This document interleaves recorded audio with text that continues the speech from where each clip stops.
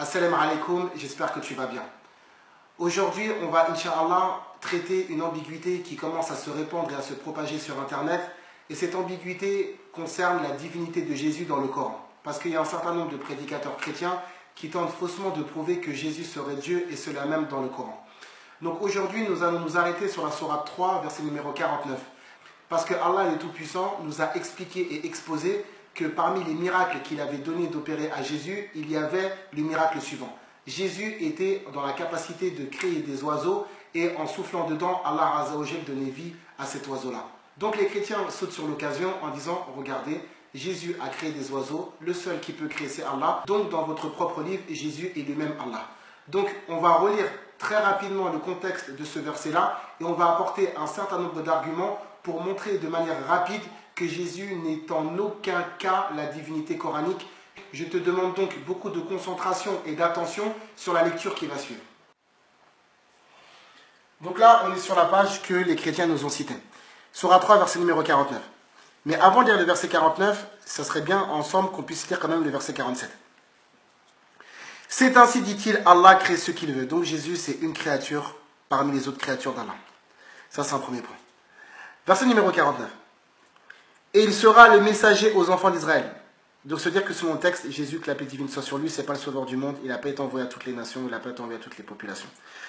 Il leur dira, qu'est-ce qu'il va leur dire? En vérité, je viens à vous avec un signe de la part de qui? Votre Seigneur. Je viens à vous avec un signe de la part de votre Seigneur. C'est-à-dire que le signe, il ne vient pas de Jésus. Pour vous, je forme de la glaise comme la figure d'un oiseau. Puis je souffle dedans et par la permission d'Allah. Regarde, sois vigilant, Harry. Ici, Allah dit et par la permission d'Allah. Ça veut dire que Jésus lui-même, il façonne cet oiseau-là et en fait, quand il souffle dedans, l'oiseau, il prend vie parce que c'est Allah Azza wa Jal qui a donné sa permission. C'est-à-dire que ce n'est pas Jésus avec son pouvoir intrinsèque qui est en mesure et en capacité d'accomplir des miracles. Donc cela devient un oiseau. Est-ce que tu as vu comme ils ont présenté? Ils ont dit, regardez, Jésus, il forme de la glace comme la figure d'un oiseau, puis ensuite il souffle dedans, ils ont sauté comme ça là, ils ont sauté la permission d'Allah, ils ont dit cela devient un oiseau. Et c'est comme ça qu'ils t'ont dupé et c'est comme ça qu'ils t'ont menti. Et je guéris l'aveugle-né et le lépreux et je ressuscite les morts, comment? Par la permission d'Allah. Donc c'est-à-dire que ce n'est pas Jésus qui le fait. Et je vous apprends ce que vous mangez, etc. Et ça fera le sujet d'une autre vidéo. Regarde maintenant le verset numéro 50. Et j'ai certes apporté un signe de votre Seigneur. Encore une fois, craignez Allah. Craignez Allah, donc, et obéissez-moi. Le verset 51 maintenant.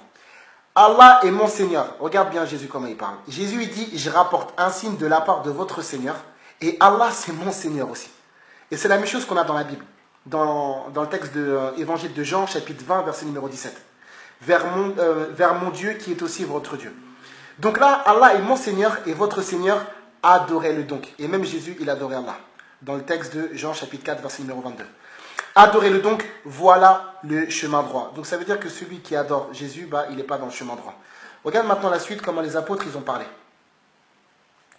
Les apôtres dirent, nous sommes les alliés d'Allah, nous croyons en Allah, et sois témoin que nous lui sommes soumis. Donc ça veut dire qu'ils ont cru à Allah et ils étaient soumis à Allah, ils n'étaient pas soumis à Jésus. Regarde le verset 53, juste après. La parole des apôtres.